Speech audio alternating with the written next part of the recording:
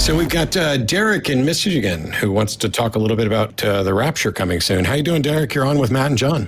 Thanks for having me, guys. How you guys doing? Well, not too bad. Yeah, not too bad. Pretty good here. It's good to hear it. Yeah, I would just like to talk about the coming rapture. I mean, with all that's been happening in the world, it's kind of crazy that this is the only disease in history that ever shut down the entire planet. And you know how the Bible speaks of wars and rumors of wars and pestilence and all this other end time stuff. I mean, it's all coming to pass. So my question is just, I mean, what are you guys going to do when the rapture actually comes? I mean, will you guys believe that God exists then, or will you believe what the government tells you, which is probably going to be something about aliens? Well, so first of all, I mean, you don't think that this is actually the first time that we've experienced like war and disease and everything run rampant. I mean, the Spanish flu of 1917 and 1918 was pretty prevalent across the entire world. The bubonic plague, lasted 3 years. The world hasn't shut down, by the way. No. Otherwise, it John and I would be here doing a show. But I mean, that's just one example of how all of these things that seem to be coalescing together and are signs of the rapture. I mean, my point is that these things have happened all throughout time. So I'm kind of wondering, what distinguishes this particular set of events from previous events that match the exact same end times prophecies? Yeah, I was in. It's global. It's the whole world. It's just not like one country. You know, it's the entire world. New Zealand's already dealt with COVID and moved on. It's not the whole world, and the whole world hasn't shut down. Meanwhile, I was in Oakland, California for the last attempted rapture that Harold Camping was claiming. So if you take a look at it throughout history, on a regular basis, Christian eschatologists have been claiming that the rapture is imminent. And every time they've been wrong. Now, if it turns out they're right this time, then I will be surprised. No, I don't believe just what the government tells me.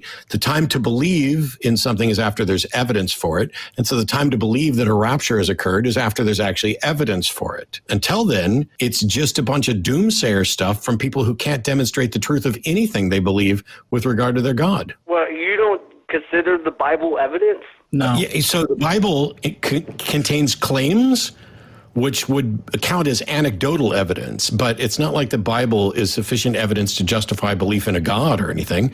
Otherwise, we'd have to say the same thing for the Quran and the Bhagavad Gita and whatever other ancient holy texts people want to point to. The evidence for God has yet to be demonstrated. Well, I've just placed my faith on the Bible. You know, I believe the Bible's true, everything in it. Everything in it? Everything in it. Everything in it's true. Have you got a preferred Bible? Yeah. Which one? The Bible. No, which version of the Bible? I got 5 of them sitting next to me. I was just going to have you like pick. The James Bible? Well, it would be King James, but I just didn't know if you had a preferred Bible, like the NIV or... Yeah, my bad. Do you think that it's okay to own people as property? No, I don't. Because the Bible says it's okay. Yeah. And you just said that you thought back then it was. I don't know. No. You said you thought everything in the Bible was true, and I asked you if it was okay to own people's property, and you said no, but the Bible says it is. Yeah, what I'm saying is I think it was true back then. So once upon a time, it was okay to own people as property and beat them? That was okay once upon a time? Maybe back then it was a different time back then. Well, I realize it was a different time. I know how fucking time works. The question is, was it okay? Was it morally permissible to own people and beat them? Not now, but back then, who knows? Until we get a time machine. What do you mean, who knows? What do you mean, who knows? Sure. Let's jump in a time machine, and I'll take you back. Would you willingly be a slave in those ancient times under the rules laid out in Exodus 21 and Leviticus 25? Would you willingly be a slave under those rules? Oh, no. If I lived back then, I wouldn't be a slave. No. You would be. You don't get any choice in it. You're bought and sold. You're property. I'm curious, why you wouldn't be a slave? Anyway, I didn't really call to talk about slavery. I called to talk about the rapture. I know. Do you think men and women should be considered equal? Because the Bible doesn't. Yeah, that's the way God made it. Do you think that there was actually a Tower of Babel where God came down and confounded all the languages? Because that ain't true. Well, I don't know if it was true because I wasn't there. You don't get to say that. You just told us you believe everything in the Bible's true, which means you now have to stand by the Tower of Babel and a global flood and trying to get every fucking animal on the planet into one big-ass boat and every other ridiculous anti-science thing, the fact that Genesis gets the order of creation events wrong.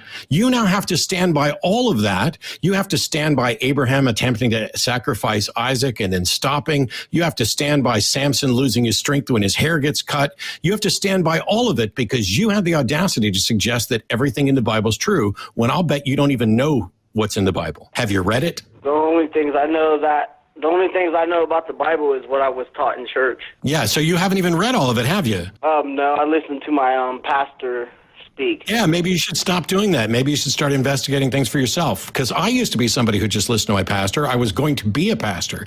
And then what happened was I read it for myself. And I also learned about the nature of evidence and science and how we can know reasonably what is and isn't true, and how the stuff in the Bible like talking snakes and donkeys isn't likely to be true, and that you should not believe that people have been resurrected from the dead until you have evidence for it, not just someone claiming it in a book.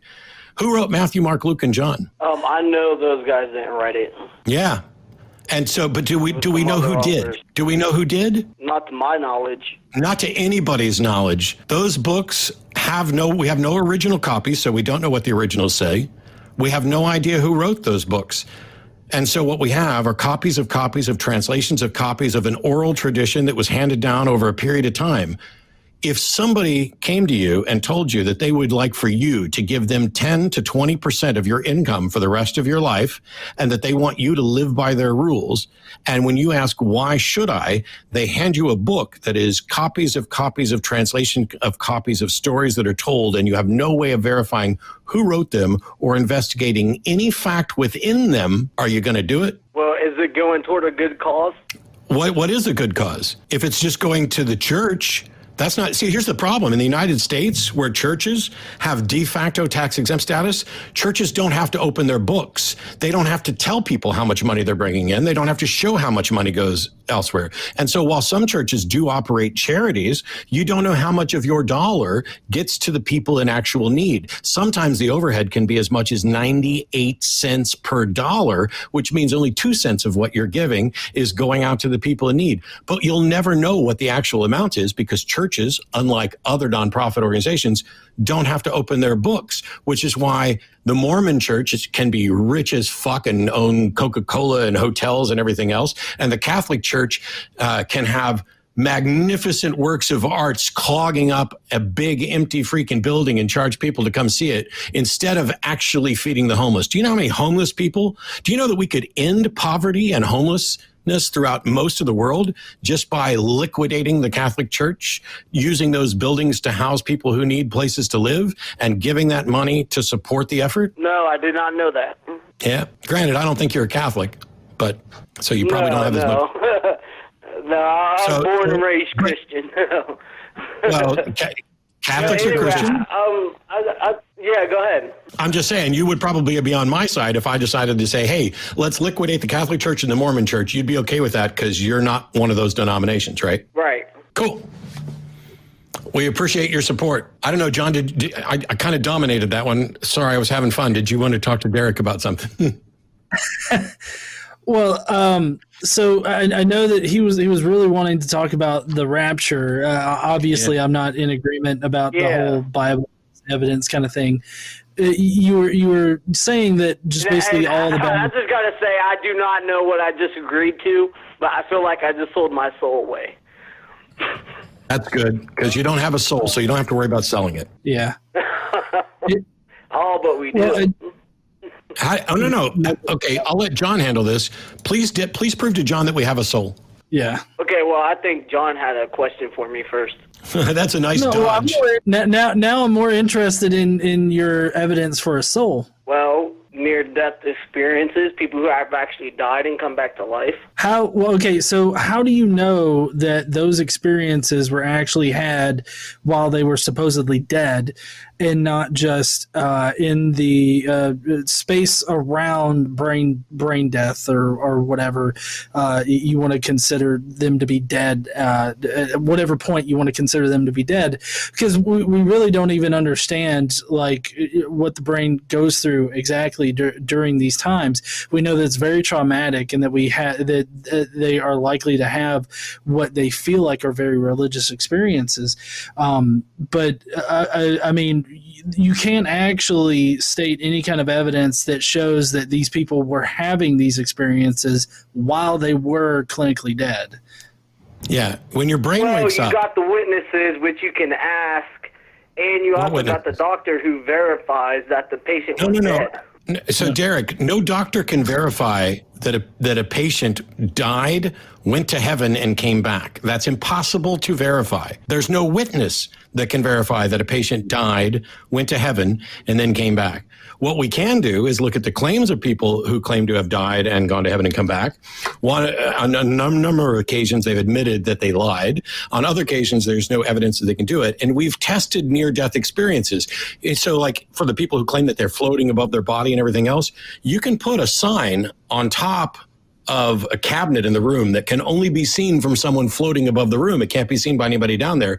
And you can put a note on that sign. Curiously, we've done that. To date, no one has ever been able to tell us what's on the note. Yeah. Well, what about the cases where the spirit lifts up and he can see what everybody's doing? I'm talking about those cases. There's been no cases where anybody can demonstrate what you're saying. Here's where people get confused. If my brain is starved of oxygen as I'm heading towards death, it starts to malfunction. If I die and I'm revived through CPR, they bring out the paddles, whatever else, my brain gets back to normal. And the first thing my brain needs to do is say, wow, there's a gap in my timeline. What happened? And curiously, we human beings fill that gap with stories that are very similar, but they're only similar to other stories that we've heard. Or the religious people don't tend to have, it's not like Catholics see Buddha or Buddhists see Jesus as a norm. People tend to see the religious iconography they're associated with. Catholics tend to see Catholic iconography. Baptists tend to see Baptist iconography. So it's much the same way that if you look at alien abduction stories, once upon a time back in the 40s and 50s, aliens were robots or big monsters or anything else. Eventually we get to a point where they're all almond eyes, the round big head over the top, the thing that you would expect after seeing Close Encounters of the Third Kind. All of a sudden, stories begin to merge. As soon as they start getting reported, all of a sudden people are reporting the same things. Do you believe, Derek, that people are being abducted by aliens with almond eyes and big gray heads? Do you think that's happening? No. Okay.